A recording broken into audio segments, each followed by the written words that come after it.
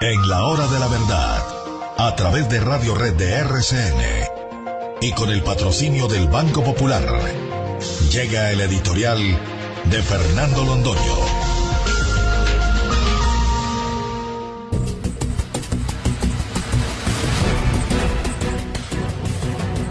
Podría pasar desapercibida la fecha porque es una entre tantas, pero han sido muchos los pensadores políticos que han hablado del proceso de desgaste de los gobiernos y de lo difícil que son los finales, como prometedores que son los comienzos. Entre nosotros fue el presidente López Michelsen quien acuñó una frase que se volvió histórica y que nos obliga a valernos de ella para mirar lo que pasa en estos últimos días de un gobierno. Juan Manuel Santos se hizo reelegir por obra de un fraude en la registraduría del Estado Civil. De eso no nos va a apartar nadie porque tenemos las pruebas. A mediados de la tarde de ese día de las elecciones, los resultados de la votación total eran dramáticamente bajos, y especialmente en los departamentos y los grandes municipios de la costa atlántica. La abstención era un hecho notorio allá donde se presumía que podía ganar Juan Manuel Santos. Vinieron los escrutinios y en cuestión de segundos las urnas, que estaban vacías a las 3 de la tarde y a las 3:30 de la tarde, se llenaron de votos. Y no porque hubiera un verdadero aluvión de gente corriendo en las últimas horas para votar, no, en absoluto, porque la registraduría las llenó de votos. El fraude electoral fue el padre de esta criatura deforme, que es el segundo gobierno de Juan Manuel Santos. Pero ahora, cuando han pasado 6 años desde su primera elección, la que debió enteramente al presidente Álvaro Uribe Vélez y al uribismo y a la campaña que se desarrolló en contra suya a pesar de todas sus limitaciones, si Santos hubiera tenido un contrincante de peso en materia electoral, hubiera sido un imposible sacarlo presidente la primera vez. Pero pues el señor Mocus tenía ya las limitaciones físicas y las limitaciones permanentes que le hemos conocido, y Santos fue elegido presidente y fue reelegido presidente por virtud de la registraduría del Estado Civil que le robó las elecciones a Óscar Iván Zuluaga. Esa es la verdad histórica. Pero ahora, a los 6 años, y cuando faltan 2 para terminar su gobierno, se pone, como diría Alfonso López Michelsen, con el sol a las espaldas. Cuando un presidente tiene el sol a las espaldas es porque la gente ya está pensando en el próximo y no en el presente, porque ya no tiene favores que dar, ya los embajadores que iba a nombrar ya los nombró, ya los ministros están designados y nadie aspira a ser ministro de un final de gobierno, ya el dinero está agotado para haber hecho lo que debió haber hecho en los años iniciales y para que la vida social tomara una fuerza inercial que es la que permite que los gobiernos lleguen a su final. Pero ¿cuál es el balance? ¿Qué es lo que Juan Manuel Santos ha hecho en estos 6 años? Uno lo puede examinar por donde quiera. Lo puede mirar en el desarrollo económico. La situación económica del país, que llegó a sus máximos niveles de expresión gracias a la bonanza petrolera, está en una situación de mínimos sencillamente calamitosa. Lo que está pasando en la economía, muy a nuestro pesar, y como quisiéramos que eso no estuviera sucediendo, es gravísimo para el porvenir del país y uno no sabe cuánto tiempo tarde en recuperarla. Tenemos una inflación desatada, no hay nada más difícil que controlar una inflación cuando se desborda. La inflación por el año corrido, de año a año, está en el 9%. La inflación en este año ya superó por más del 50% lo que estaba previsto que fuera para el año entero, y estamos apenas en el mes de agosto. El crecimiento económico es dramáticamente bajo. Ya el Banco de la República habla de 2.3% de crecimiento en el año, lo que es una calamidad. El país tiene que crecer por lo menos al 5% para mantener una dinámica que permita un trabajo social para que la gente salga de la pobreza y y unas expresiones de desarrollo que permitan la creación de empleos y la formación de un capital social positivo. 2.3 es una calamidad, pero 2.3 es lo que calcula el Banco de la República, que se equivocó desde el principio cuando hablaba de más de un 3% de crecimiento en el año. Luego esto va para el 2 o para menos del 2%. Inflación al alza, crecimiento económico a la baja, exportaciones contenidas. Y las exportaciones están contenidas con un tipo de cambio que despegó y con unas condiciones de mercado externo que nos hubieran podido desarrollar grandes productos exportables. ¿Por qué no los tenemos? Porque tenemos un mal gobierno, porque en lugar de facilitarle las cosas a la industria, la contrajo. La situación de la industria en Colombia es reveladora de lo que está pasando en el país. Es un drama porque no hay nada, porque no hay política industrial, porque no hay ánimo de la gente para invertir. Las inversiones están cayendo a unos niveles sencillamente catastróficos en un país que se endeudó tanto que no sabe cómo puede pagar sus deudas.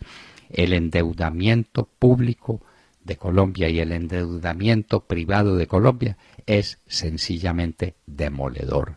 6 años de mal gobierno. Si la industria la trajo tan mal, ¿qué pasó con el campo?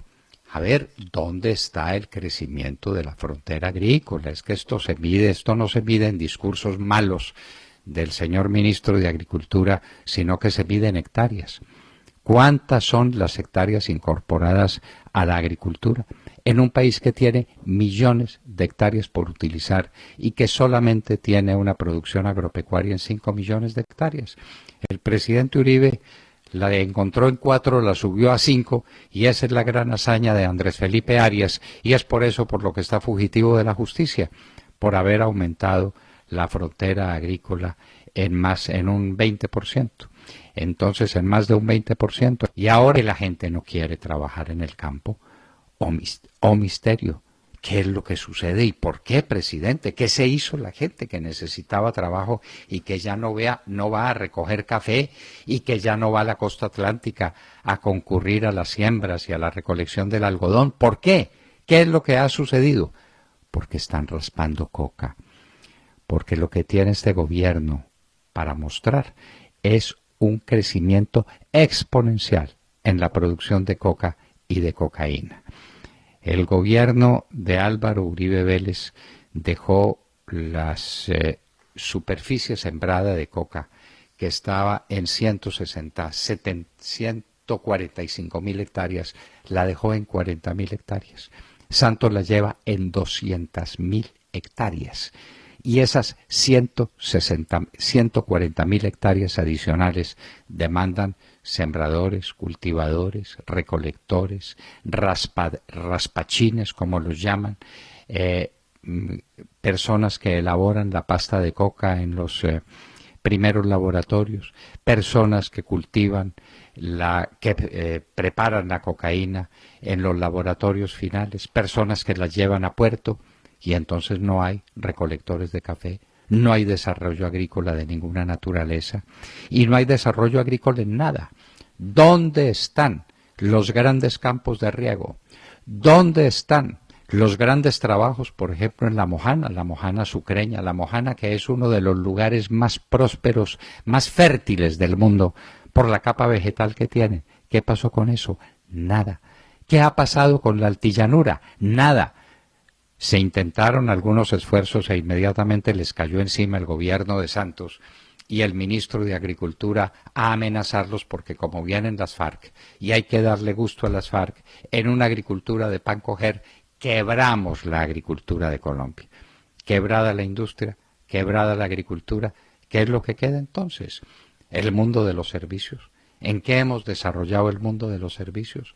Sí, se construyeron unos hoteles por el impulso que traían las medidas del presidente Álvaro Uribe Vélez en favor del turismo, de los hoteles, como también en favor de la industria y en favor de la inversión. Pero de eso, ¿Qué hay realmente de nuevo, de novedoso, de importante? La gente está llegando a Cartagena, porque Cartagena es una joya, pero eso no se le debe a nadie, sino que desde don Pedro de Heredia hasta nuestros días, Cartagena ha sido una de las ciudades más amables y más atractivas del mundo.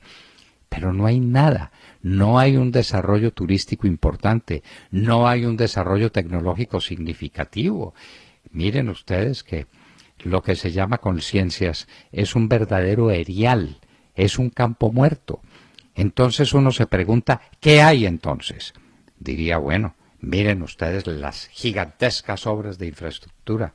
¿Cuáles? ¿Cuáles? Lo de la 4G es un discurso permanente. Aquí la única carretera que se construye es la que va para Napoima. Todo lo demás está en que el cierre financiero, en que ya empiezan, en que ya vienen, en que van a empezar las obras 4G. Por Dios, 6 años. 6 años en el país más atrasado de América en materia de infraestructura y no hemos hecho nada, absolutamente nada. ¿Y qué pasa en cosas tan dramáticas como los hospitales?